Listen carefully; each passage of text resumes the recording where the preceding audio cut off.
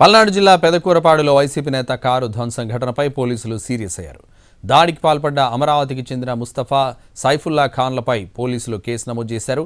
Car ధ్వంసం చేసిన ఘటనలో మరికొందరిపై కేసులు నమోదు చేసేందుకు సిద్ధమవుతున్నారు పోలీసులు.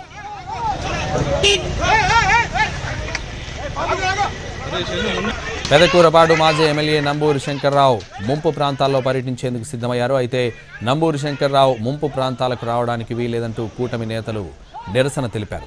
ఈ క్రమంలో ముంపు ప్రాంతాల్లోకి వెళ్లేందుకు వైసీపీ నేతలు రావడంతో ఇరు వర్గాల మధ్య ఘర్షణ జరిగింది. దీంతో లేమల్లే గ్రామం వద్ద పరిస్థితి ఉద్రిక్తంగా మారింది. వైసీపీ నేతల వాహనాలపై టీడీపీ శ్రేణులు దాడులు చేశారు. ఈ ఘటనపై కార్ల అద్దాలు ధ్వంసమయ్యాయి. పరిస్థితి ఉద్రిక్తంగా మారడంతో మాజీ ఎమ్మెల్యే నంబూరి శంకర్రావు ముంపు ప్రాంతాల పరిశీలనకు వెళ్లడం మానుకున్నారు. తిరిగి గుంటూరు వెళ్లిపోయారు.